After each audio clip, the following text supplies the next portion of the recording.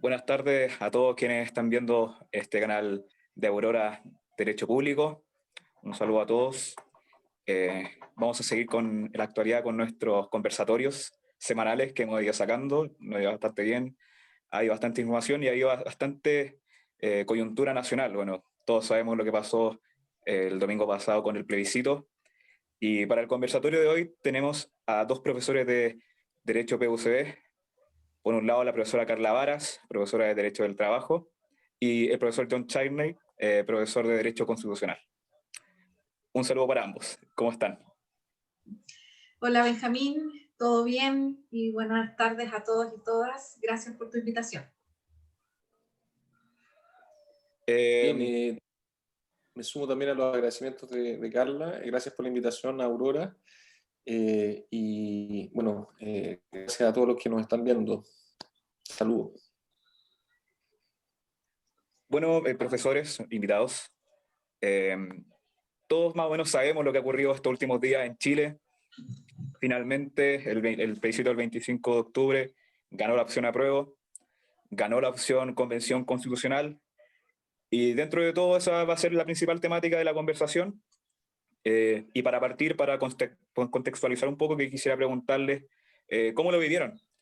¿Cuáles fueron sus sensaciones el día del plebiscito?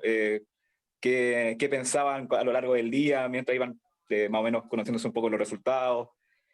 Quisieran que nos comentaran un poco eso como para iniciar. ¿Cómo lo hacemos? ¿Quién comienza? Profesora, comience usted, Ya. y después el profesor John. Bueno, la verdad es que fue un día muy esperado. Yo creo que con mucha ansiedad de lo que pudiese ocurrir. Yo tenía un sentimiento de todas maneras de que, por lo que ya se estaba oliendo, de que sin duda la opción apruebo iba a ser la opción ganadora. Y desde una perspectiva jurídica, la verdad es que la opción aprueba es la que nos abre el espacio para iniciar un debate de las nuevas reglas de convivencia que nos queremos dar en cuanto a la estructura y organización del poder y en cuanto a los derechos fundamentales y en específico los derechos sociales. ¿Cómo viví la jornada? Bueno, yo tengo una familia numerosa, estoy con mi marido y mis 4 hijos, así que el día previo ya antes habíamos conversado en familia y les hemos explicado lo importante de lo que se venía para Chile, así que fue una jornada muy familiar. Estuvimos esperando todo el día, hicimos un asado de espera y los niños también estaban muy entusiasmados con el resultado, y mientras así se hacía el conteo por la tele, ellos también iban participando, así que fue sin duda una jornada muy bonita, muy esperanzadora. Los relatos y vivencias que uno iba conociendo durante el día, en las redes sociales principalmente, yo creo que a todos nos conmovieron, que hay gente que está con mucha esperanza de que esto sí ahora efectivamente es la construcción de un nuevo Chile post-dictadura. Eso en términos generales. Bien, sí, bueno, fue un día emocionante, ¿no? Yo creo que eso ante todo, en primer lugar, después de tantos años, el tema de la Constitución y la necesidad de una nueva Constitución había estado dando vueltas. Muchos de esos años de discusión fueron muy poco esperanzadores. Uno veía hasta hace un poquito más de un año atrás muy pocas posibilidades de salir de esto, ¿no? De hecho, el proceso del 2015, que fue un fracaso, hacía ver todo con bastante pesimismo, y bueno, sin embargo, los eventos se precipitaron y nos llevaron a la elección, al plebiscito del día domingo, donde, bueno, se concentraron muchos años de discusión en una elección que yo creo que fue muy emocionante porque hubo una alta participación, a pesar de que estamos en una situación crítica, ¿no? de pandemia, ¿cierto? Con estado de excepción y todas las particularidades de este proceso. Entonces para mí al menos fue muy lindo ver Valparaíso lleno de nuevo, las calles llenas de gente, después de mucho tiempo, con este ánimo que solo existe los días de votación, ¿no? Este espíritu cívico, fraterno, donde todos al menos andamos más o menos como en la misma, ¿cierto? Son raros los días de elecciones, como que hay un ánimo que se percibe y que es distinto y que es muy enriquecedor, creo. Y por otro lado, para mí, bueno, a pesar de que las encuestas de alguna manera estaban indicando de que los resultados iban a ser bastante abultados, yo nunca imaginé que algo así iba a suceder. De hecho, yo me llené de pesimismo los días anteriores, a pesar de los resultados. Y dije, no, hasta acá. Venía escuchando, yo escucho harto la radio cooperativa y me impresionó la cantidad de propaganda que el rechazo hizo. Fue algo muy potente. Y yo me imaginé que con toda la propaganda del rechazo y la poca propaganda que al menos yo escuché del apruebo, yo pensé que eso iba a tener una influencia mucho mayor que la que tuvo en el resultado de la elección. Por eso yo tenía algo de pesimismo, por eso me sorprendí de que el resultado del apruebo fuera tan abultado, y por otro lado me produjo mucha sorpresa el hecho de que la Convención Constitucional tuviera un porcentaje aún mayor que el apruebo. Todos los pronósticos indicaban que iba a ser menor. Y bueno, esos dos resultados son alentadores porque de alguna manera dan cuenta de que una mayoría muy relevante de chilenos quiere que este proceso se inicie, y eso hace que este proceso comience con toda la fuerza necesaria que un proceso de esta naturaleza tiene que tener. Bueno, en lo personal, yo también lo vi con mucha ansiedad. Para mí el sábado se hizo eterno. Pasaban las horas muy lento. Y bueno, el profesor John Charney quizás se apuró un poco en lo que le iba a preguntar a ambos. Que se esperaban este tipo de victoria con el 78,27% de, de porcentaje para la opción apruebo. Se esperaban también la cantidad de gente que votó para este plebiscito, profesora. Mira, respecto primero de la participación, sin duda y de acuerdo a lo que hemos escuchado en relación con las elecciones pasadas, esta es una elección que muestra eso que dice John, esa vuelta a querer ser partícipe de las decisiones de nuestro país. Pero yo creo que hay que decantar, porque yo siempre tuve mucha esperanza de que este proceso iba por primera vez a abrir una elevada participación de los jóvenes. Y precisamente por el factor pandemia, yo creo que cuando se tengan esos datos, yo me imagino que la población ya de quizás mayor edad son las que se abstuvieron quizás en participar por el temor a los contagios, porque por lo menos cuando yo fui a votar, el lugar donde me tocó votar en Placilla estaba pero completamente lleno, entonces veía que quizás había gente que tenía temor al contagio. Pero yo siempre mantuve esta esperanza porque este proceso se inicia desde la movilización ciudadana con los secundarios, con también los estudiantes universitarios, entonces me parecía muy desesperanzador creer que no iba a haber tanta participación como la que hubo. Y en cuanto a los resultados, yo creo que todos pasamos distintos momentos, de un momento de creer que efectivamente esto iba a ser un margen amplio de diferencia, otros momentos en que no, sobre todo cuando sabemos que los medios de comunicación están dominados por determinados grupos de intereses, y las últimas semanas solo veíamos violencia en las noticias, y sin duda la violencia es algo que le podía jugar en contra a la opción apruebo. Y también tuve un dejo de que quizás no iba a ser tan amplia el triunfo de la opción apruebo. Pero yo creo que este margen tan amplio nos muestra eso, el cómo nace esto, en definitiva. De dónde nace, quién lo solicita, un sentimiento que está muy en las bases de nuestra ciudadanía, y eso hace que como bien terminaba recién la intervención John, de dar un empujo fuerte al inicio de este proceso que sin duda va a ser algo muy positivo. Sí, yo tengo la impresión de que de cierta forma pasamos a constatar algo que ya estaba más o menos claro desde octubre en adelante, que el país quería cambios, y ese día lo explicitamos o lo pudimos cuantificar en las urnas. porque antes sabíamos todo más o menos que la energía iba hacia allá, pero no sabíamos cuánto pesábamos yo creo, en el escenario político chileno, y por lo mismo creo que es interesante de que haya sido, por un lado, tan abultado el resultado, y por otro lado, que el rechazo también haya salido, o la gente de la partidaria del rechazo, a pelear los votos, siendo apoderado, llamando a su gente a votar, haciendo campaña por todos los medios de comunicación, como constataba el profesor Charney, porque yo creo que entendían políticamente que a veces estaban jugando también un proyecto político, y creo que incluso lo podían entender mejor que las personas que hablaban desde el apruebo institucionalmente, es decir, de los partidos políticos. La derecha tenían bastante claro eso, que por un lado estaba en juego el sistema económico, cómo lo concebimos, el sistema institucional, cómo concebimos la democracia, y por lo mismo creo que hay que darle por el lado podríamos decir casi como movimiento del apruebo, eh, ese significado político, de que estamos de cierta forma irrumpiendo con eso. No sabemos más o menos bien qué vamos a hacer, creo, no tenemos claro a dónde va el país ahora, es lo que tenemos que construir, pero lo que sí sabemos es que no puede ser como es hasta ahora. Y yo creo que eso le da un teje de esperanza bastante grande a todo el proceso que estamos llevando. Eso se veía el domingo, el lunes la gente se veía más feliz en la calle. Una cuestión impresionante, yo creo que no lo veíamos desde, no sé, hace un buen tiempo ya por la pandemia, el estallido.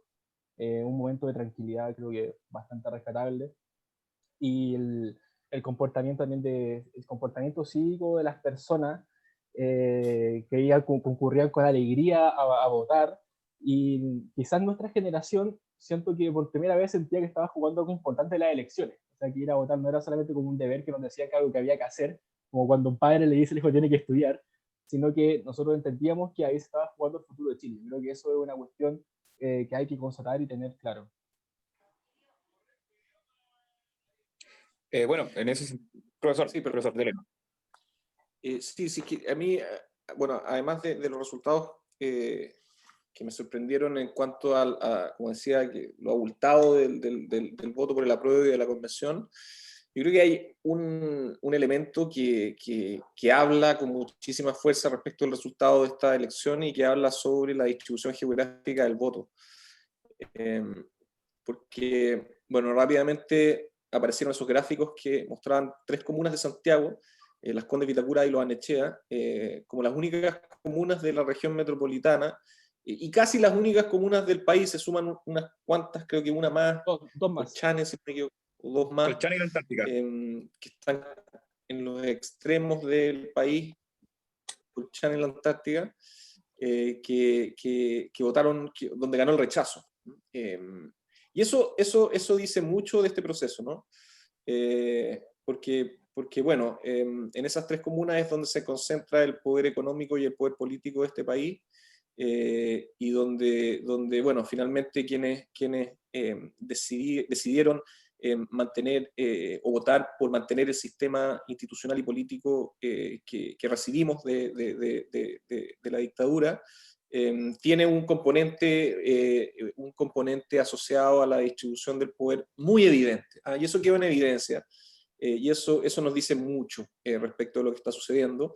Entre otras cosas, nos dice que aquí el apruebo no necesariamente puede leerse en términos exclusivamente de la posición política, porque aquí votaron por el apruebo todas las posiciones políticas, sino que más bien habla de una cuestión social, ¿no? Económica y cultural.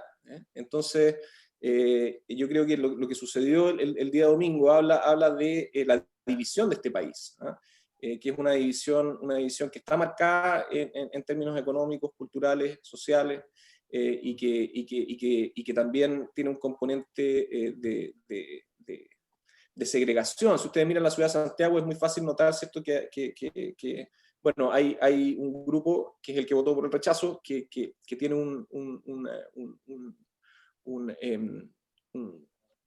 ¿cómo se llama?, un nivel de vida muy elevado, y que incluso comparable con los países más desarrollados. Y después hay otro Santiago, ¿cierto?, y otro país que vive en condiciones muy distintas. Entonces, lo que indica la distribución geográfica del voto es que quienes no alcanzan a llegar, ¿cierto?, a esas condiciones de vida deciden iniciar un nuevo proceso, y por el contrario, quienes han alcanzado esa condición, quienes concentran el poder, deciden mantenerlo. Y eso habla mucho, yo creo que eso es muy importante.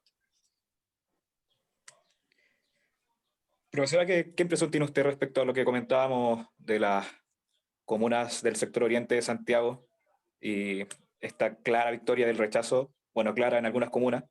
En Las Condes, de todas formas, igual estuvo más o menos peleado. Si no me equivoco, fue como 55 o 45.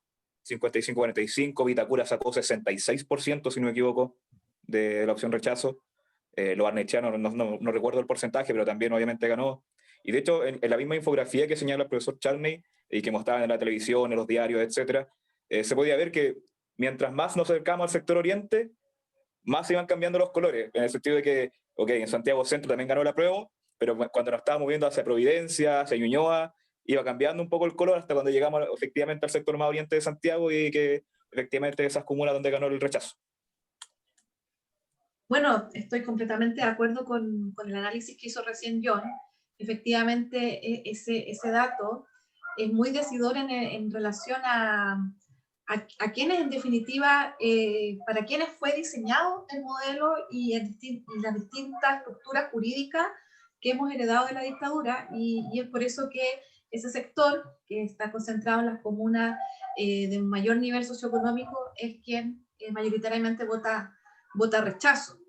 Y fíjate que también es decidor, hay otro mapa muestral respecto de las zonas de sacrificio, donde ahí el apruebo también gana por un amplio margen, en algunos sectores un 92% por el apruebo, en aquellas zonas marginadas, con estas problemáticas medioambientales muy marcadas, donde también entonces uno ve lo decidor de que ha sido esta, no solo segregación económica, sino que en los distintos ámbitos, y que llevan a las personas a moverse por una u otra opción. Claro, y relacionado también con el tema de la zona de sacrificio, y podemos ver que son en todo el país. O sea, Todo el país, no hay claro. distinción respecto de eso, porque recuerdo que vi a Tucopilla, vi Freirina, General. Quintero. Entonces, claro, efectivamente hay una tendencia, o sea, es algo que no se puede desmentir, es demasiado evidente. Bueno, lo otro también es que si ustedes se fijan en las comunas del norte de nuestro país, es donde también más altos porcentajes tienen la opción apruebo, versus las comunas del sur, donde ahí los márgenes se estrechan, sobre todo lo que es la Araucanía, la región de los ríos. Sí, Ahí eso el mismo. margen es tan... ¿Creen ustedes que, porque claro, lo que dice la profesora Carla es cierto, también en este tipo de infografías que podríamos observar, efectivamente en el norte de Chile, prácticamente en todas las regiones superó el 80%, pero mientras nos íbamos, si no me equivoco, desde la sexta región hacia abajo, ya empezaba a bajar un poquito el porcentaje de la prueba. ¿Ustedes creen que netamente eso influye por el tema del conflicto con la Araucanía? ¿O hay otros tipos de razones por las que podríamos decir que quizás en el sur hay menos porcentaje de aprueba? ¿Qué creen ustedes? O sea, yo creo que en el caso de la Araucanía sin duda influye el conflicto, la militarización, todo lo que vemos diariamente en relación con lo que pasa en esa zona. Pero igual yo creo que está marcada esta tendencia a que, y en general si uno ve las elecciones también pasadas, siempre el norte de nuestro país tiene una tendencia muy distinta a lo que ocurre en el sur. La nueva región del Ñuble, el porcentaje también no fue tan marcada la diferencia entre la opción apruebo y la opción rechazo, y yo creo que ahí también está vinculado con temas del latifundio, los colonos que han llegado a esa zona, que sin duda también están dentro de estas posiciones de mayor nivel socioeconómico, mayor acceso a las decisiones, etc. ¿Le merece algún comentario a usted, profesor Charney, respecto a esto de que quizás en el sur del país baja, a pesar de que ganó la prueba, baja el porcentaje? Bueno, básicamente, claro, efectivamente la Araucanía no, como que no hay otra lectura, pero ¿tiene algún otro punto de vista quizás usted quiera agregar? Bueno, yo no, la verdad es que no soy un experto electoral, pero mi intuición es que los resultados que se dieron en el plebiscito siguen de alguna manera una tendencia en relación a los resultados electorales en procesos anteriores. ¿Ah? Eso es al menos lo que yo veo, pero puedo estar equivocado. Y bueno, sí, como dice Carla, en zonas de conflicto evidentemente que se producen resultados electorales que están ligados a eso. Me gustaría destacar una cuestión que creo que era un miedo, en especial desde la celebración del 18 de octubre, en el cual se quemó esta iglesia, después hubo unos atentados a algunas comisarías, o se reactivaron los atentados a las comisarías, y había un miedo generalizado por lo mismo, porque la violencia podía significar un detrimento en los votos que podía llegar a obtener el apruebo. Y yo me recordaba el domingo cuando ya estaban los resultados de la conversación que habíamos tenido con el profesor Charlie hace 4 semanas atrás sobre la relación que tenía la violencia y el poder político. Y precisamente tiendo a pensar que, por un lado, no afectó en nada en los hechos de violencia, los votos que tuvo la prueba, y que las personas entendían más o menos bien que una cosa era el acto, si quieres, como fundante del 18 de octubre, que activa todo el proceso político, y después la desactivación que se va dando a través del tiempo de la violencia, pero que no responde necesariamente una cosa con la otra. Y este proceso de cierta forma nos da la posibilidad institucional de poder canalizar el conflicto político.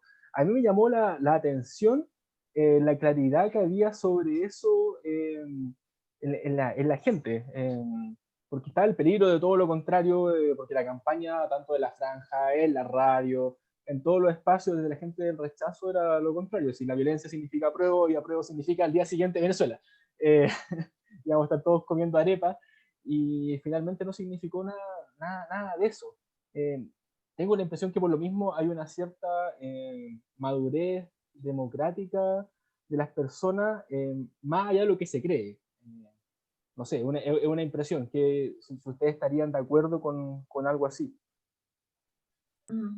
Bueno, mi intuición, porque tampoco no soy cientista política, pero mi intuición es que efectivamente la gente ya ve este tema de la amenaza de la violencia o de Chilezuela como una caricatura, por un lado. Por otro lado, yo creo que este tema de la violencia la gente lo ha podido madurar incluso desde el año pasado. No sé si recuerdan, muchas periodistas tratando de buscar así esta incitación al odio frente a las manifestaciones se vieron revertidos cuando le preguntaban a la gente común y corriente en las calles, donde ellos comprendían claramente que la violencia no viene de los manifestantes, sino que la violencia proviene del sistema. Y eso yo creo que la gente lo ha madurado, lo ha comprendido, sin duda que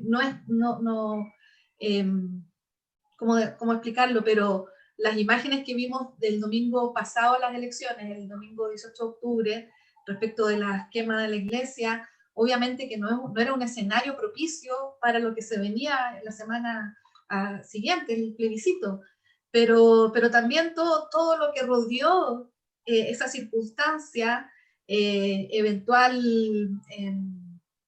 miembro de las Fuerzas Armadas involucrado, que se tiene que investigar, yo creo que también a la gente lo hace reflexionar realmente de las causas y los orígenes de esa violencia tan extrema que casualmente llega la semana antes del plebiscito.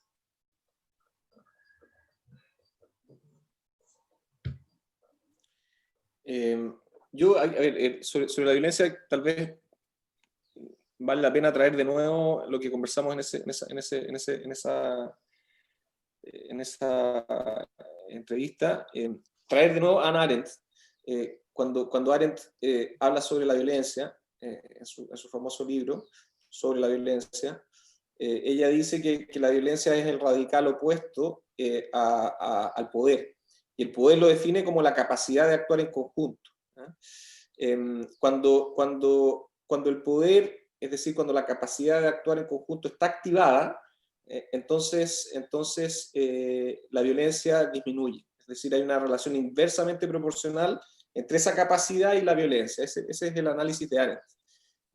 Y si es que uno, bueno, si es que ese análisis es correcto y uno lo lleva a lo que está sucediendo hoy día en Chile, uno debiera leer o ver con muy buenos ojos el resultado de este plebiscito.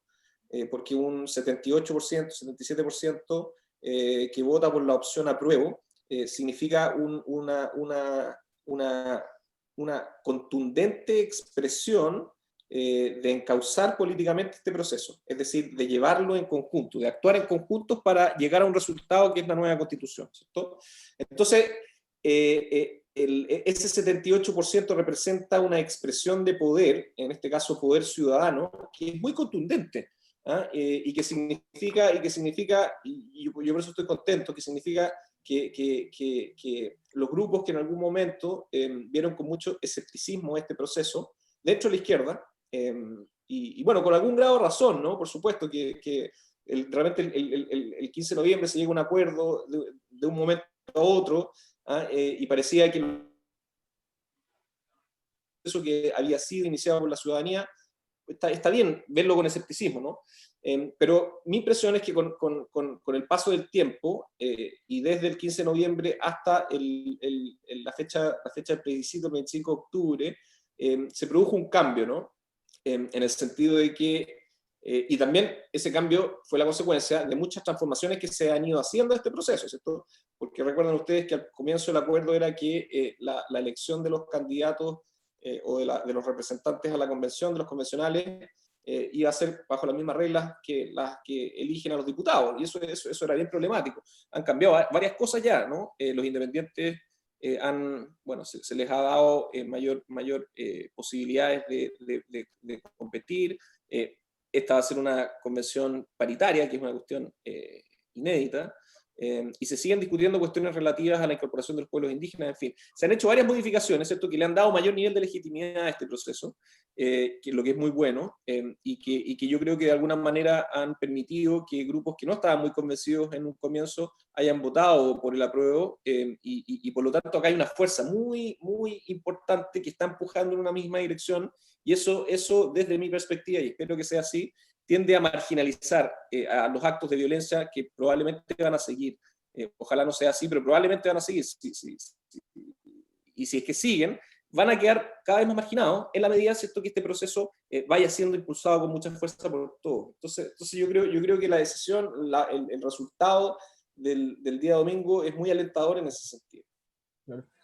Quizás, profesor...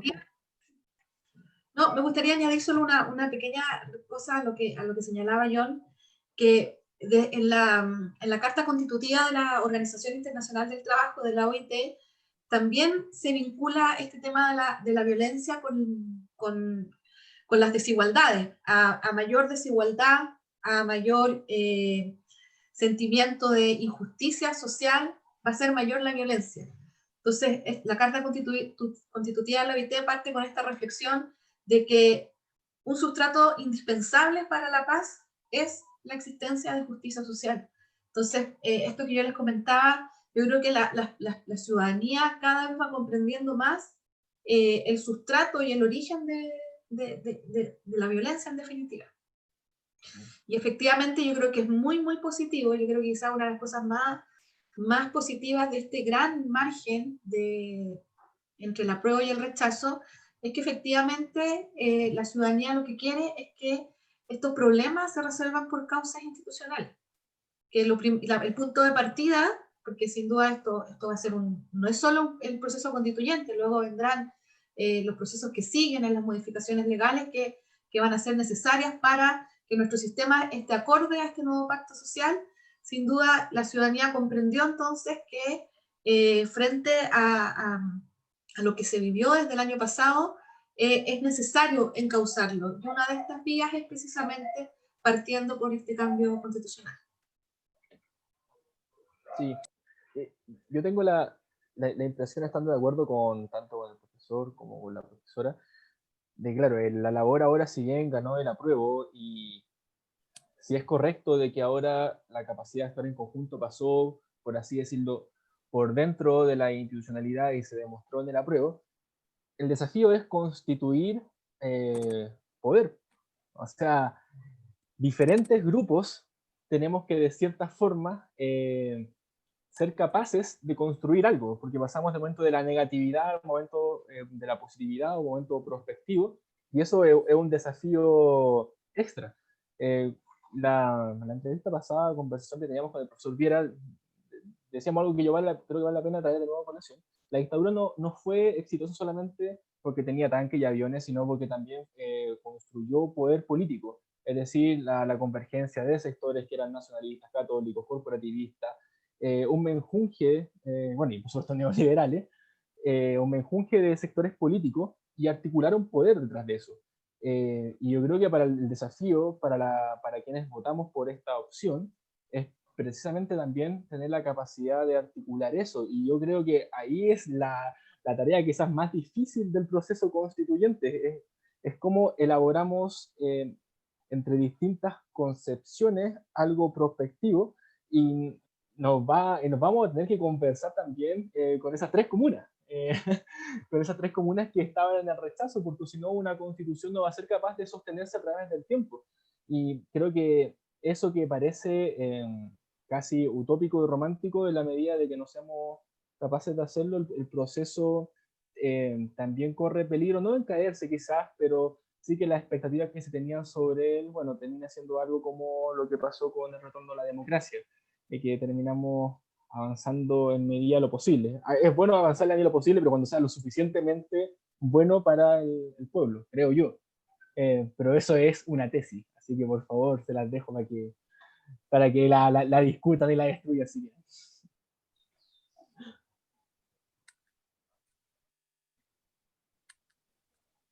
quieren. Profesora, profesor, ¿algo que comentar respecto a lo que señala Benjamín? O sea, mira, desde mi perspectiva y sobre todo desde el área, la disciplina a la cual yo me dedico, yo creo que claro, sin duda ahora se viene una tarea difícil. Quizás yo creo que antes de este tema de cómo reorganizarse y que los distintos sectores tendrán que buscar alianzas, yo creo que lo primero, o esas alianzas parten primero por el debate de los contenidos. Yo creo que ahora lo que importa es instalar ciertas, ciertas ideas programáticas de los contenidos necesarios y de los contenidos, más que necesarios, los contenidos vinculados con las demandas sociales que gatillaron este proceso. Y de ahí entonces los actores sociales, desde mi perspectiva, son relevantes. Que el proceso constituyente ojalá no esté dominado desde la misma lógica que ya hemos tenido desde el retorno a la democracia, estos dos grandes sectores, sino que sea dominado desde la misma ciudadanía a través de las organizaciones medioambientales, las organizaciones sindicales, las organizaciones territoriales, de pobladores, etc. Yo creo que eso haría este proceso realmente interesante, sin duda, sabiendo que hay que dialogar con todos los sectores, que hay que dialogar también con ese porcentaje del rechazo, por eso se hace este proceso, y eso también le va a dotar de mayor legitimidad al texto que surja de ese debate.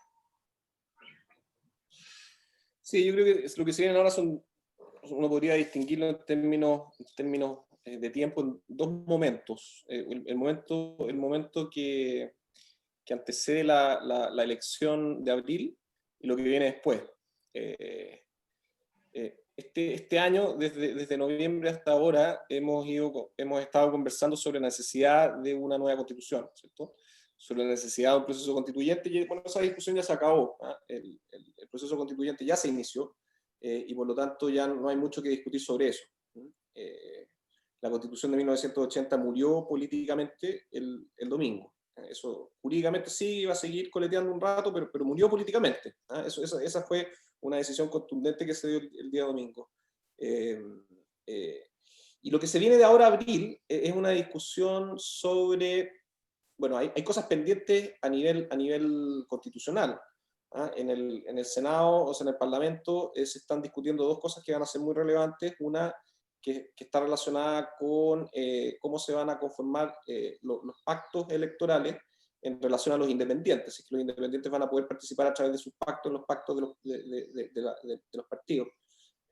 Y eso es muy relevante porque eso va a definir en alguna medida las posibilidades que los independientes van a tener de participar en la convención. Y por otro lado se está discutiendo algo que para mí es fundamental y que está relacionado con los escaños reservados para los pueblos indígenas. dos cosas que son muy importantes, que van a determinar, que van a influir en la composición de la convención y que por lo tanto van a ir una vez que la convención comience a funcionar, van a determinar la correlación de fuerzas, para utilizar un término que tiene un tinte particular, ¿no? La correlación de fuerzas que va a existir dentro de esa convención va a depender de las discusiones que se den en este periodo sobre su composición, y eso va a ser muy relevante. Por otro lado, hay una discusión que ya se está dando y que también va a ser interesante en ese sentido, y es la discusión que los propios partidos políticos están teniendo. Parece que la derecha está mucho más unida, y porque la derecha siempre lo ha sido, cuando se tiene que unir, saben que tienen que hacerlo, y en este caso lo más probable es que ellos vayan en una sola lista, lo que desde una perspectiva electoral evidentemente queda muchísimas ventajas.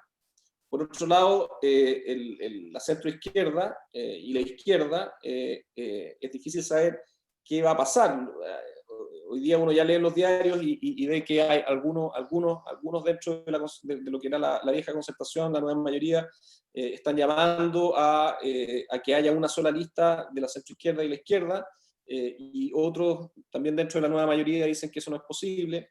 Yo no sé todavía qué está pasando al nivel del Frente Amplio y de la izquierda. Desde mi punto de vista, eso va a ser imposible. No creo que se pueda hacer una sola lista porque hay muchas diferencias, desde la democracia cristiana hasta el Frente Amplio y el Partido Comunista. De hecho, uno podría decir que hay más coincidencia entre la democracia cristiana y Renovación Nacional que entre la democracia cristiana y el Frente Amplio. Creo yo, no sé, a lo mejor me equivoco, pero me da la impresión. Entonces creo que es muy difícil que se logren poner de acuerdo. No sé si a lo mejor es deseable que se pongan de acuerdo, porque eso de alguna manera restaría pluralismo al propio proceso, ¿cierto? Si es que hay una sola lista, van a haber menos candidatos, y si es que hay menos candidatos, bueno, los ciudadanos vamos a tener menos opciones, ¿cierto? Y eso no sé si es tan deseable. Entonces esas son discusiones muy relevantes que se van a dar en este periodo. Van a estar acompañadas de un mayor nivel de discusión sobre las cosas que decía Carla, ¿cierto? Sobre los contenidos, porque ya vamos a empezar a discutir sobre el contenido. Pero esta discusión también va a estar acompañada de una cuestión que va a ser muy relevante, que es lo que va a suceder con el reglamento, que también va a ser relevante, y ya se está discutiendo sobre eso, que va a ser relevante dentro del proceso constituyente. Y finalmente, poco a poco, también se va a ir discutiendo sobre cuestiones de contenido, pero una vez que pase esa elección, evidentemente que la discusión sobre contenido va a ser la que va a adquirir el protagonismo a partir de abril. Así es como lo veo yo, al menos en términos de etapas y discusión relevante en cada una de esas etapas. Yo en las redes sociales me he fijado desde que ya, bueno, obviamente desde que ya está consolidado el triunfo de la prueba y de la Convención Constitucional. Me imagino que quizás usted también lo ha notado. He visto mucha gente normal, por decirlo de alguna forma, con ganas de postularse para ser constituyente. O sea, he visto muchas personas preguntando que cuántas firmas necesitan, cómo está el tema del dinero para las propagandas. ¿Ustedes creen que, bueno, Chile cambió, por decirlo de alguna forma, ya podemos decirlo desde el 18 de octubre de 2019, pero estas ganas de participar, sumado también a la amplia participación en el plebiscito del domingo, ¿creen que hay como una especie de cambio también cultural desde la perspectiva política? O sea, efectivamente, los chilenos están más interesados en la vida política. Profesora, profesor. Sí, o sea, yo creo que definitivamente sí, y eso se ve en varias cosas, en cuestiones súper prácticas. Por ejemplo, John también ha participado en muchos conversatorios, no dirigidos a estudiantes de derecho o abogados, sino que con ciudadanos comunes y corrientes, y hay un interés muy, muy grande. Hubo un interés en entender bien qué era este proceso. De hecho, quizás fue positivo el aplazamiento producto de la pandemia del plebiscito, porque eso permitió depurar conceptos, que se comprendiera bien qué es lo que era la convención constitucional versus la convención mixta constitucional, que para el común de la gente sonaba muy, muy complejo y muy técnico. Entonces uno vio, y todavía sigue viendo, que efectivamente la ciudadanía, las personas tienen un interés en comprender el proceso político que Chile está viviendo, y sin duda de ser partícipes de él. Y yo creo que eso es sumamente positivo porque enriquece nuestra democracia, Yo creo que el 18 de octubre marca un antes y un después respecto de cómo vamos a comprender en el futuro la democracia. Ya no va a seguir siendo aquella en la cual solo éramos llamados para un voto en las presidenciales, en el Parlamento, sino que ahora la ciudadanía demanda un mayor rol en la participación política y en la toma de decisiones. Y eso sin duda va acompañado de este querer comprender, de este querer saber. No olvidemos de que en los colegios ya no se imparte educación cívica y que muchas generaciones no tienen bien los conocimientos respecto de este proceso y lo que era la Constitución. Así que eso a mí me parece sumamente positivo para nuestro país y para el fortalecimiento de la democracia. Quizás sea cosa también de ver cuántas constituciones se estaban comprando en la calle. Era una cuestión increíble. Yo pasaba por Paseo Más y creo que uno de los mejores negocios ambulantes que pudo haber habido en los últimos meses era vender constituciones. Como el pan caliente, yo creo que se vendió más que la Biblia en el último año. Profesor, ¿cómo lo ve usted? ¿Cree usted que hay algún tipo de progreso cultural, político de la ciudadanía chilena con todos los eventos que han pasado en el último tiempo acá en el país? Sí, bueno, si lo ponemos esto en los términos de la nomenclatura de Ackerman, de Bruce Ackerman, estamos en un momento constituyente, ¿no? Y eso significa que hay una discusión en profundidad sobre las bases de la convivencia política, institucional, económica, en fin, ¿cierto? Entonces, eso evidentemente que genera un nivel mucho más intenso de discusión sobre estas cuestiones, porque las decisiones que se adopten en este proceso van a ser decisiones muy importantes para el país y que van a tener efectos respecto de todo. Hoy día sí nos dimos cuenta, y hoy día sí todos somos conscientes, a diferencia de lo que pasaba hace un año y medio atrás, de que la Constitución es importante. Y que por lo tanto, bueno, tenemos que informarnos primero, ¿cierto? Tenemos que leer la Constitución, tenemos que entender de qué se trata, la discusión que se va a dar, para poder de alguna manera estar involucrados en este proceso que nos afecta a todos. Y en ese sentido yo creo que sí, y se ha reaccionado muy bien. A mí lo que más me llamó la atención, a mí me tocó participar en muchas conversaciones, como decía Carla, desde octubre en adelante, y en muchos contextos muy distintos, en juntas de vecinos, en sindicatos, bueno, también en cuestiones académicas, pero un conjunto de situaciones. Y a mí me llamaba la atención sobre todo en algunas reuniones que tuve con juntas de vecinos o con sindicatos o con grupos de personas que no forman parte de la vida universitaria, la rapidez con que las ideas van siendo entendidas, procesadas y analizadas. Yo creo yo creo en una inteligencia, o sea, yo creo que en estos momentos se produce un proceso de aprendizaje muy rápido, muy acelerado, porque es necesario, ¿cierto?, ponerse al día. Y en ese sentido, bueno, nos damos cuenta de que todos estos conceptos con los que estamos trabajando son conceptos que nos pertenecen a todos porque somos parte de una asociación política, somos parte de un grupo humano bueno, que de alguna manera se hace cargo de su destino, ¿no? Y sí, yo creo que ha habido, bueno, además de que ha habido mucha conversación, mucha discusión, creo que también ha habido un rápido aprendizaje sobre asuntos que son complejos, ¿no? Yo quería volver un poco atrás a lo que hablaba el profesor Charny antes, aunque ya se fue un poco el tren, sobre yo lo llamaría como fetichismo, por un lado, de la unidad y de los independientes. Por un lado, de la unidad de la política institucional. Yo creo que es como esa pulsión de retorno a la democracia, que tenemos que estar todos unidos contra la derecha, pero cuando en la calle a la persona común y corriente yo creo que le importa bien poco si el Partido Socialista va junto con la Democracia Cristiana y con el Frente Amplio. Esa es una discusión de salón político. No digo que no sea relevante, por cierto que lo es, pero es percibido más o menos como lo mismo.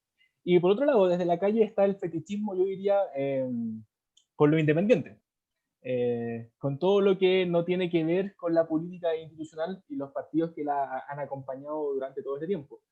Y claro, también tiene sentido porque hay una desconfianza hacia todo eso, pero yo precisamente creo que cuando me refería al peligro de constituir poder político, yo creo que la incapacidad que nosotros como generación tenemos de poder ver con la suficiente claridad que para poder construir un proyecto político hay que articularse en torno a algo y las subtilidades propias de cada uno no bastan. Son importantes para el momento de potencia política y darle impulso, lo que hemos hecho en el apruebo y muy bien. Alguien podría tomar eso si quiere ponerle movimiento al apruebo, está bien, pero tiene que darle un contenido, aunque sea un contenido impugnatorio. Pero esto de pensar de que porque vamos a tener candidaturas independientes vamos a acabar con el peligro de que venga alguien desde afuera y se apodere el proceso, yo creo que podemos pecar un poco de inocencia en todo este proceso y de no comprender que estamos jugando al juego del poder, y el juego del poder hay gente que está muy bien articulada, y creo de nuevo que eso la derecha, la gente que está articulada en el rechazo lo comprende sumamente bien. Entonces quizás tiendo a pensar yo que uno de los grandes desafíos es cómo hacemos conversar, por un lado, a los que están con el fetichismo de la unidad, con el fetichismo de las candidaturas independientes. Y quizá eso de nuevo nos lleva al tema de articular representación política, y tiendo a pensar, lamentablemente, y esto no es algo que lo diga yo, sino que es un tema prácticamente sociológico, que todo lo que esté mediado, es decir, por partidos políticos, está en impugnación. Entonces, el desafío es tan grande, pero a la vez tenemos que tomar, yo creo que una y otra vez, conciencia de eso, porque si no, el peligro está a la vuelta de la esquina. Tiendo a pensar. Sí, yo voy a intervenir brevemente porque lo que dijo Benjamín, yo estoy completamente de acuerdo. Ayer apareció en CIPER una columna de Juan Pablo Luna, un cientista político de la Universidad Católica, donde a partir de una lectura que él hace del resultado del voto, específicamente sobre la distribución geográfica del voto que hablábamos en un comienzo, llega a la conclusión de la necesidad de desprenderse de los partidos políticos y de conformar una convención de independientes. Aquí, según él, lo que él ve, yo en su diagnóstico creo que comparto parte del diagnóstico, ¿no? Evidentemente que acá hay un tremendo malestar con los partidos políticos, eso es cierto. Hay una gran crisis de representatividad. También es cierto. El problema es que estamos en un proceso en el cual las decisiones tienen que adoptarse por los 2/3 de los miembros de esa convención. Y el gran riesgo de una convención de independientes es la atomización. Es decir, no hay ningún control sobre los independientes.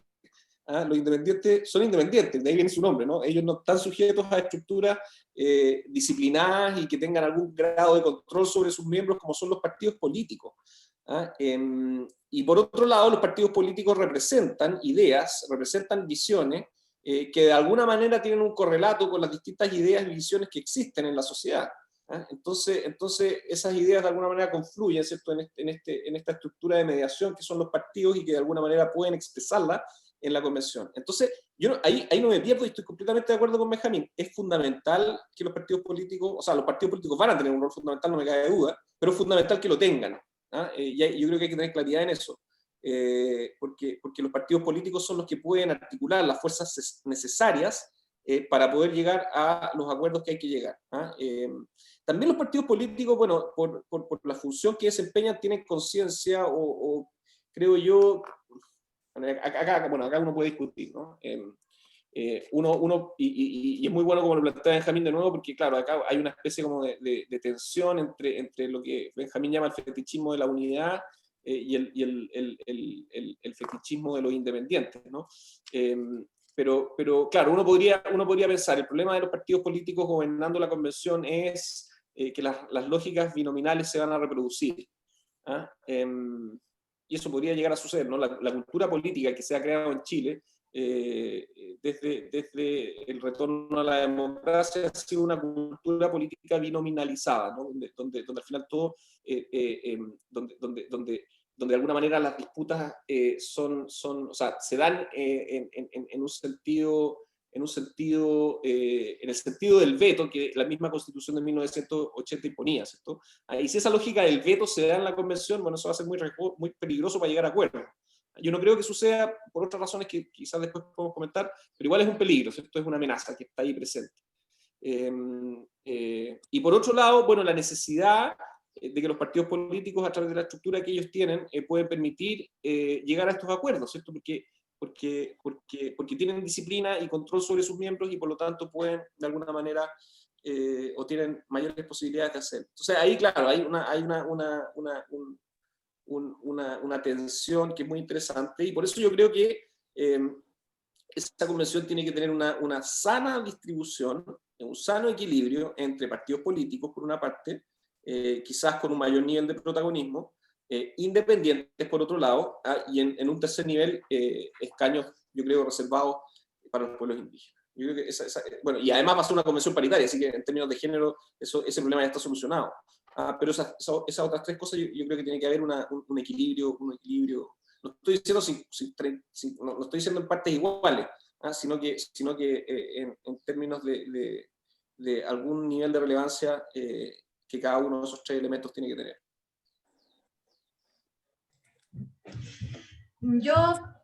Bueno, si bien comparto en líneas generales el diagnóstico tanto que hace Benjamín como John, igual hay un punto en el cual discrepo, y es que yo creo que no es solo estos dos polos, o está la alternativa de ir todos unidos, el bloque de derecha y el bloque de centro izquierda con la izquierda, o que frente a estos dos bloques, o sea, vaya a la derecha, vaya a la centro izquierda, vaya a la izquierda, probablemente fraccionada como históricamente lo ha sido, y estén los independientes.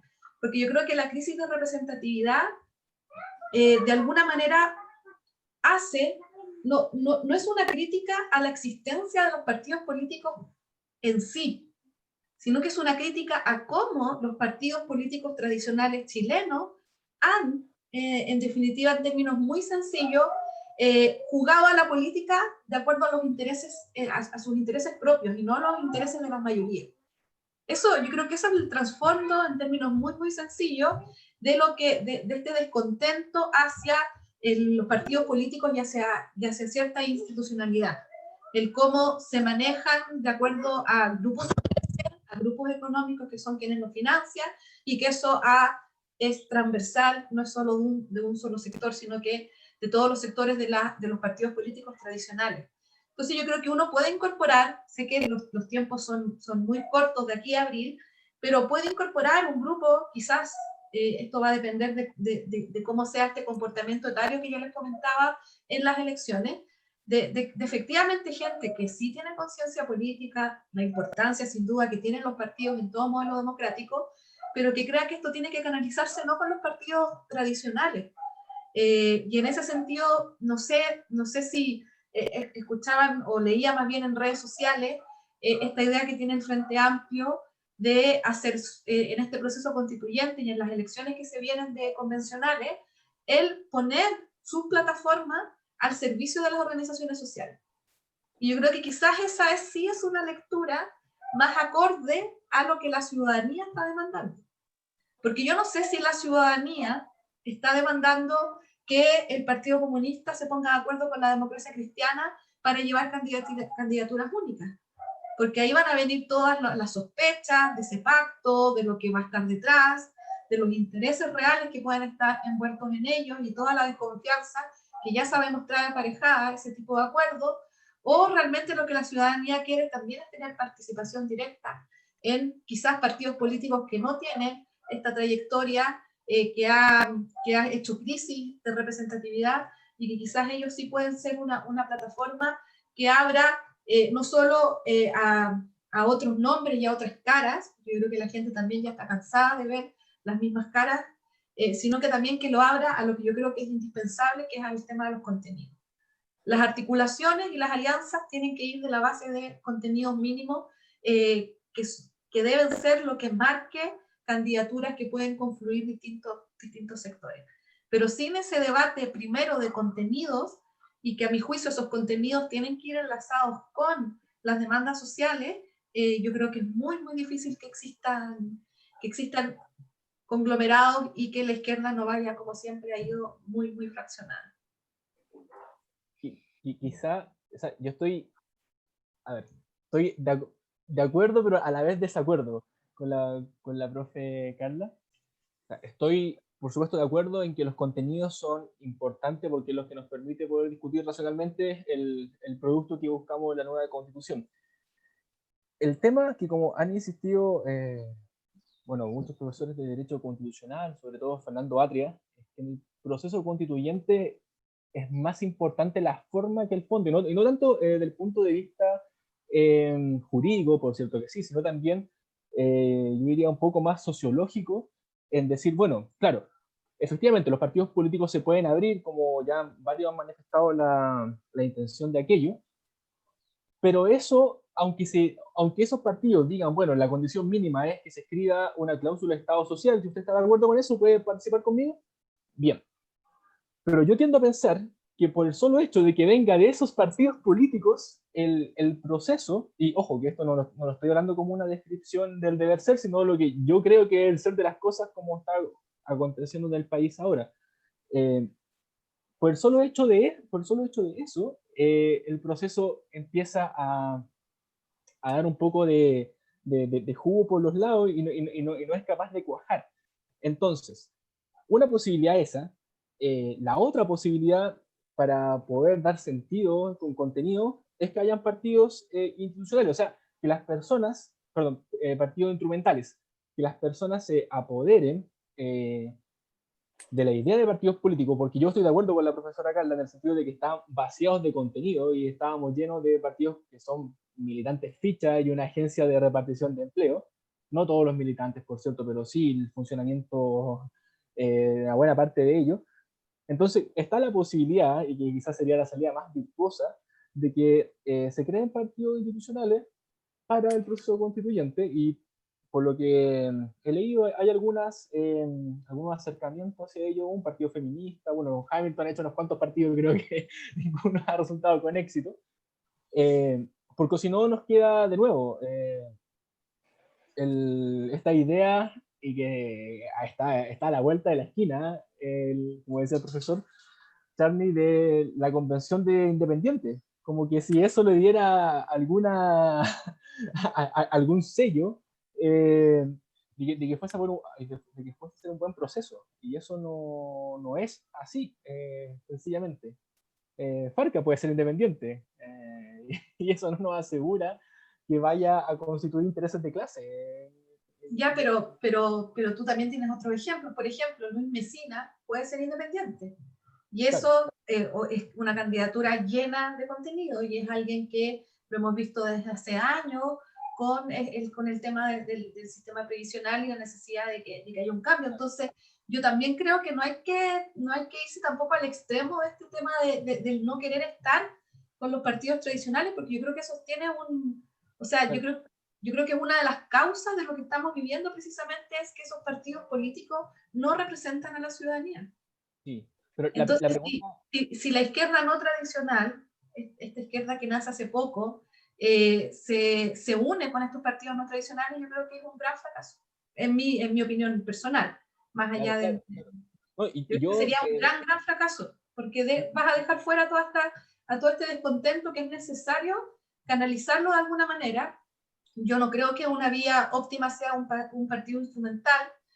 Prefiero mucho más saber que estos actores sociales que han estado en el proceso, ojalá tengan la intención de ser convencionales y que se lancen con candidaturas independientes, si es que los partidos nuevos no abren sus espacios. Preferiría eso. Claro. Yo creo que la gran parte de la ciudadanía va a ir, ojalá, quizás puedo equivocarme, pero yo creo que la gente está esperando caras nuevas, está esperando a las caras que vieron en este proceso, que abrieron las esperanzas para construir un nuevo Chile. Sí, relacionado con eso, profesor John Charney, he visto que, bueno, ya empezó la danza de nombres.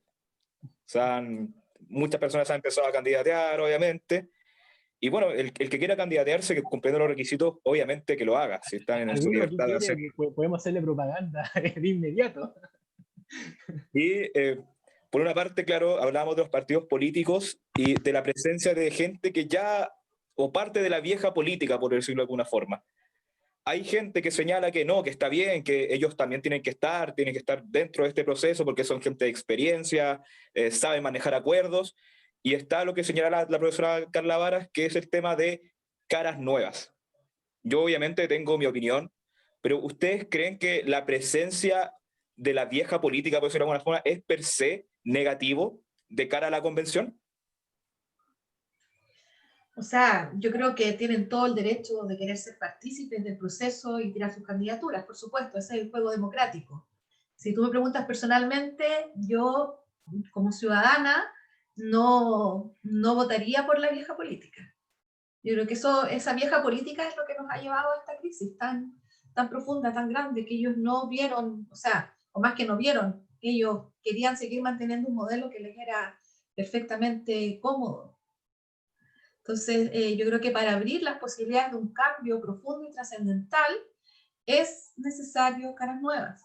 Vimos en redes sociales, veías mucho los posts que hacía Ricardo Lago u otros actores de esta vieja política, y a mí de verdad me generaba mucha rabia, mucho descontento, sabiendo que ellos tuvieron en el gobierno, estuvieron las posibilidades para hacer cambios profundos, y ahora se suben a un carro, siendo que ellos estuvieron en el poder. Entonces me parece muy inconsecuente, y en ese contexto yo creo que parte importante de la ciudadanía, de verdad, independientemente que ellos tienen todo el derecho a participar, probablemente van a mover todas sus maquinarias políticas para estar y lograr puestos, yo creo que parte importante de la ciudadanía quiere un recambio, quiere volver a confiar en esta política, y sin duda volver a confiar, es muy necesario que volvamos a confiar en los partidos políticos. Son una base para la democracia, pero los que están, o estos tradicionales, son los que lamentablemente han ensuciado y han llevado a la gente a esta crisis, al país a esta crisis de representatividad. Sí, a ver, una cosa es lo que yo quiera y otro lo que yo creo que va a suceder. Lo que probablemente lo que va a suceder es que los partidos políticos van a tener mucho protagonismo en la configuración de la convención, porque los partidos políticos son máquinas electorales, están bien engrasadas y que saben, y su pega es fundamentalmente ganar elecciones. A eso se dedican.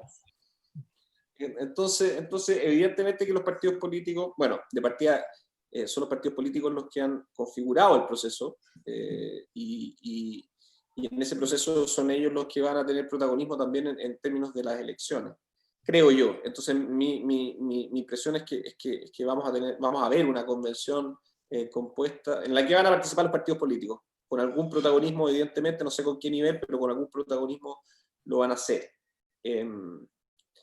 Después, yo espero que los independientes también tengan una participación, porque como Carla también creo que es necesario que de alguna manera las lógicas de conversación que se han dado en los últimos 30 años en los partidos se nutran, ¿cierto?, de formas, estilos y visiones distintas.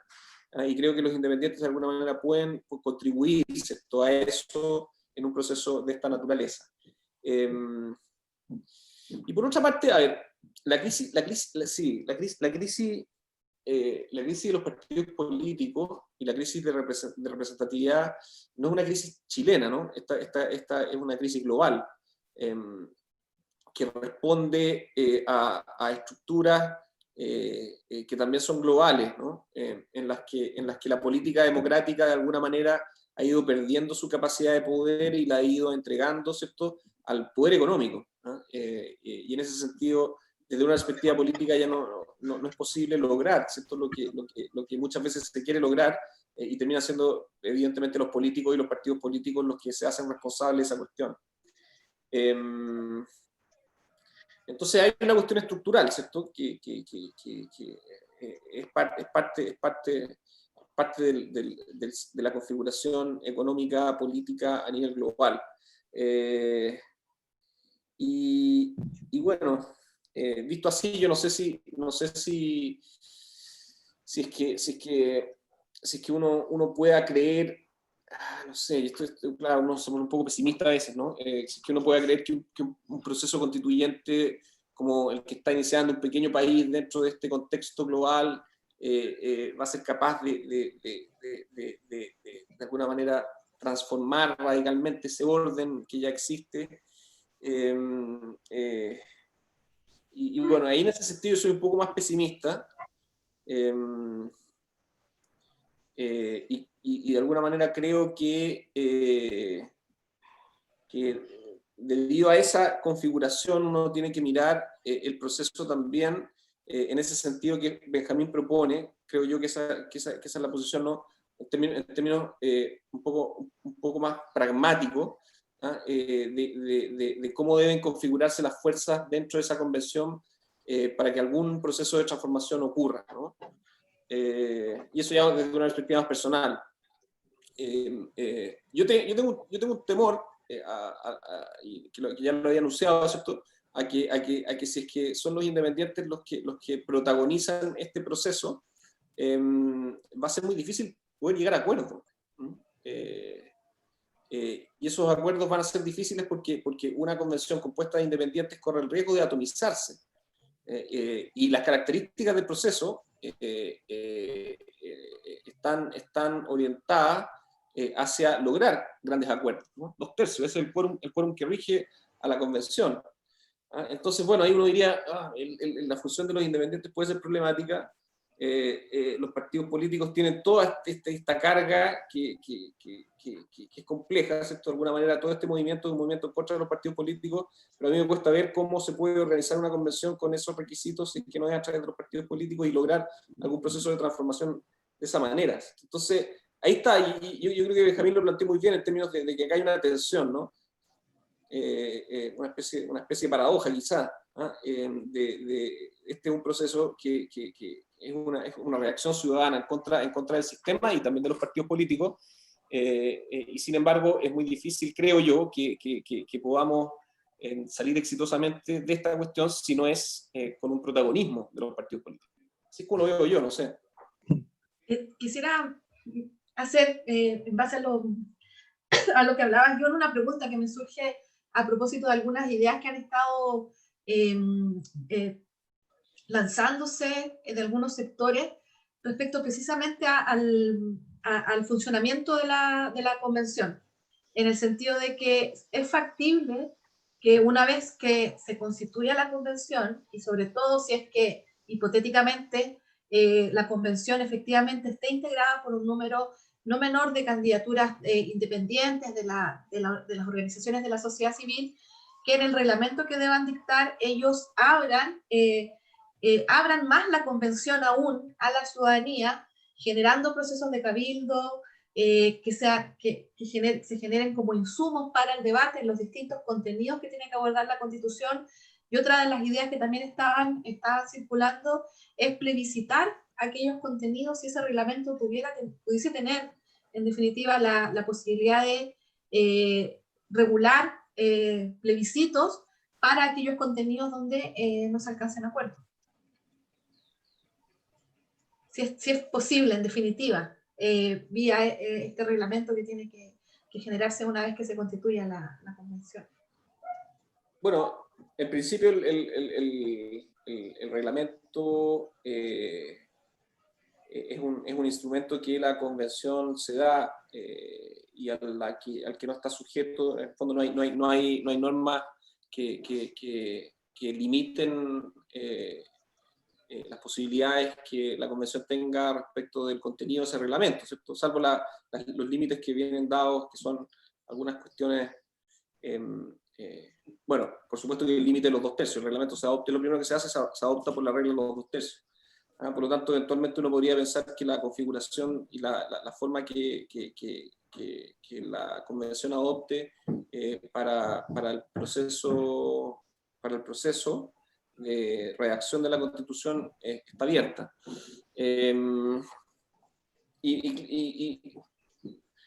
a ver, desde la perspectiva de la participación de las organizaciones civiles, si bien, o sea, de partida este es un proceso que se va a dar en un gobierno democrático donde van a estar activadas todas las libertades y las organizaciones civiles van a poder participar, ¿cierto?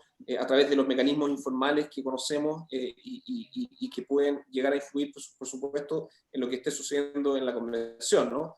Eso es algo que debiera suceder y eso va a depender del nivel de organización que las propias organizaciones civiles vayan desarrollando. Por otro lado, no sé, por ejemplo, en el proceso sudafricano se daba que la convención se iba moviendo y iba sesionando en distintos territorios. Y en esos territorios recibía, ¿cierto?, a organizaciones civiles activas dentro de ese territorio para discutir sobre los temas, ¿cierto? Entonces eso también significaba un grado de involucramiento importante con las organizaciones civiles.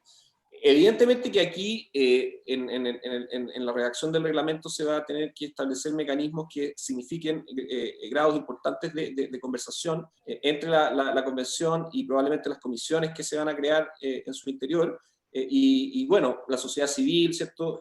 Los académicos, los expertos, en fin, que van a tener que también participar de esta discusión, dando suministros que sean relevantes para ir tomando decisiones. Entonces yo creo que hay distintos mecanismos, ¿cierto? Que por supuesto que están abiertos y que probablemente van a ser incorporados en ese reglamento. Y ahí, bueno, no sé lo que planteas tú respecto a los plebiscitos, bueno, ahí hay yo creo que una discusión abierta, ¿no? Si es que efectivamente uno entiende que el reglamento es algo que no está sujeto a límites, salvo los que establece la propia reforma constitucional. Uno podría eventualmente preguntarse si es que algunas cuestiones podrían plebiscitarse, ¿cierto? Evidentemente que van a salir otros que van a decir que eso no es posible, porque las decisiones, de acuerdo a lo que establece la propia reforma, las adopta la Convención bajo una regla de los 2/3, ¿cierto? Entonces, eso de alguna manera cerraría las puertas a la posibilidad de abrir el reglamento. Pero creo yo que es una discusión que podría darse, ¿no? Y bueno, están estas dos posiciones que eventualmente en torno a una discusión como esa se van a dar. Y lo otro que es importante también es que igual, en base a la misma reforma constitucional, y el otro día escuchaba y me parecía totalmente de acuerdo y que tenía mucho argumento en la posición de la profesora Maya Alves, en el sentido de que este debate tiene ya un piso mínimo, que son los tratados internacionales de derechos humanos. Entonces, ya partimos, o sea, la Constitución, el debate constitucional, sus contenidos, principalmente lo que dice relación con derechos fundamentales y los derechos sociales, están ya marcados por los tratados internacionales. Entonces, por ejemplo, en el caso laboral, Chile tiene suscritos los principales convenios internacionales sobre libertad sindical y la Constitución política no podrá ir en contra de ellos.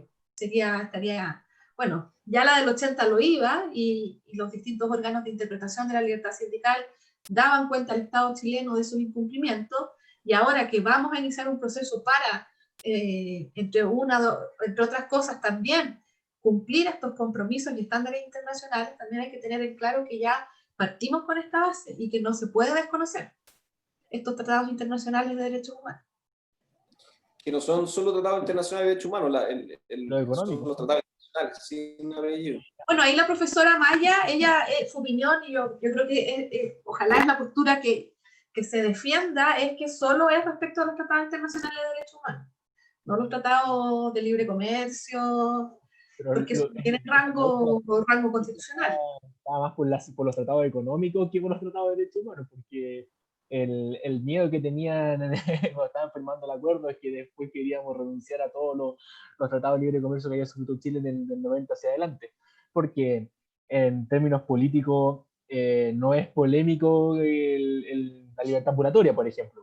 Nadie está en contra de esa cuestión, o el derecho a la vida. Entonces yo tiendo a pensar que está en términos políticos redactado el acuerdo más pensando en lo segundo que en lo Claro. primero. Bueno, pero igual es polémico el tema del derecho a la vida. Sí, de hecho sí. Ahí está el peligro de los independientes de nuevo. Hoy día salía el Tribunal Constitucional de Colombia, no leí en profundidad el caso, pero decanta su postura hacia que la vida inicia con el nacimiento y no en la gestación. Entonces son temas que igual son polémicos, más allá. Sí, sí. Bueno, yo creo que por la hora podríamos ya ir cerrando, porque, bueno, creo que este es un tema que es demasiado extenso y tiene muchos puntos de vista. Yo la verdad tengo un montón de cuestiones anotadas para seguir hablando sobre lo mismo que estamos discutiendo ahora, pero les propongo a ustedes y a quienes nos estén escuchando que nos juntemos en unas semanas más, quizás habiendo madurado un poco más estos temas, y podamos nuevamente conversar y ver qué tanto se ha movido el escenario político en Chile, porque esto, por ejemplo, mi opinión, y tiendo a pensar que la de ustedes también, por supuesto hay convencimiento personal de lo que uno cree que es correcto para el país, pero también uno, todo lo que hable, lo que habla lo tiene mucho también, yo creo, convencimiento de las condiciones sociales que se están articulando en Chile, y eso va cambiando a veces rápidamente. Solo para cerrar, quiero decir algo sobre los partidos políticos. Yo tiendo a pensar que por ahora lo único que tienen es como un sello real para inscribir candidaturas. Y en la medida de que eso se abra, las posibilidades de articular nuevamente la política están a la vuelta de la esquina. Pero de nuevo, eso es una posibilidad lógica, y aquí más que temas lógicos lo que estamos hablando es del convencimiento de las personas que votaron a prueba, ¿dónde está? Por ejemplo, en el caso que planteara la profesora Luis Mesina, yo estoy de acuerdo con ella, pero el tema es que piensa el apruebo, si Luis Mesina va por el partido, no sé, socialista, es un traidor o no, o si se inscribe como independiente está bien, o si va por un partido instrumental está bien. Yo creo que son todas opciones legítimas, pero hay que ver todo esto, cómo articularlo, porque es bastante complejo, y tiendo a pensar de nuevo que el proceso está más en la forma que en el fondo, y la forma más, si quiere, sociológica, por ejemplo, lo que plantea el profesor Charnis, de una cultura política que la convención no sea binominalizada, sino que, bueno, se delibera, y cuando ya no se puede deliberar más, hay 2/3 de mayoría, se vota y se gana. Y no lo que pasó en el gobierno anterior de la presidenta Bachelet, de que en ocasiones, teniendo las mayorías necesarias, la pulsión de tratar de concurrir con la derecha con los votos, finalmente terminaba en que nada importante pasara. Bueno, estaba el peligro del Tribunal Constitucional, como todos sabemos, pero había un tema de, como ha identificado Fernando Atria muy bien, un ethos en la cultura política chilena. Así que les dejo la palabra, por favor, si quieren decir algo antes que nos vayamos. Bueno, agradecer Benjamín y al Centro Aurora por el debate y por la conversación, sin duda interesante y que tenemos para mucho aún. A propósito de lo último que comentabas, el fin de semana estuve en una jornada con una profesora española que ella nos comentaba del proceso constituyente, su constitución del año 78, que una de las cuestiones básicas que ellos dijeron en el debate que se iba a abrir, si bien no fue un debate participativo como lo que es el chileno, pero para la época claramente esas cosas no estaban aún. Pero algo que me llamó la atención, y sobre todo para la configuración del Tribunal Constitucional, es que ellos tenían claro que no podían ser aquellas personas que hubiesen nacido con una concepción muy estricta de lo que son los derechos. O sea, era necesario que el Tribunal Constitucional se conformara por nuevas generaciones de juristas con una visión más integral y del respeto de los derechos fundamentales, y no de aquellos que venían desde la época franquista, porque una forma de superar precisamente el franquismo era bajo una nueva lógica, o más que lógica, bajo una nueva enseñanza del derecho, y entonces era necesario que los integrantes de este órgano tan importante como es el Tribunal Constitucional, si es que sigue existiendo, porque también eventualmente podemos debatir que simplemente no exista, pero si es que sigue existiendo, es que efectivamente esté conformado por nuevas generaciones que comprendan las temáticas de los derechos fundamentales, principalmente cuando tú construyes un nuevo país tras una dictadura. Claro. Quizá algo pequeño sobre eso, y yo tiendo a pensar que el proceso constituyente, más que lo que escribamos en sí mismo, es la comprensión sobre lo que escribamos. En realidad, si tenemos derecho a la educación, ¿cómo lo comprendemos? De forma subsidiaria, como un derecho social, en fin. Le doy la palabra al profesor Chandy porque si no me voy a de nuevo a quedar hablando. No, agradecer nuevamente la invitación. Lamentablemente Benjamín parece que tuvo ahí algún problema técnico, entonces no pudo estar en la última parte de esta conversación. Los estoy escuchando. Ah, verdad, ahí está, Sí, bien. no quise interrumpir porque efectivamente tuve un problema técnico, se me descargó el celular, esa es la verdad, estaba desde la cámara de ahí, ahora estoy en el computador y la cámara del computador está mal, así que prefiero no mostrarle yo con algún filtro raro acá en mi cámara. Oye, Así que Benja, no, eres por como favor. un ente, eras un Sí, ente. sí, soy un ente. Si pongo mi cámara del computador, soy un ente, así que mejor no van a querer ver eso. Así que por favor, profesor, siga. No, agradecerles por la invitación y también invitarlos, o más bien impulsarlos a que sigan con estas conversaciones que entiendo que han ido desarrollando ya de manera sistemática desde hace unas cuantas semanas, y ojalá sigan haciéndolo durante todo este proceso porque es muy necesario. Así que gracias y bueno, nos estaremos viendo en una próxima ocasión. Creo que...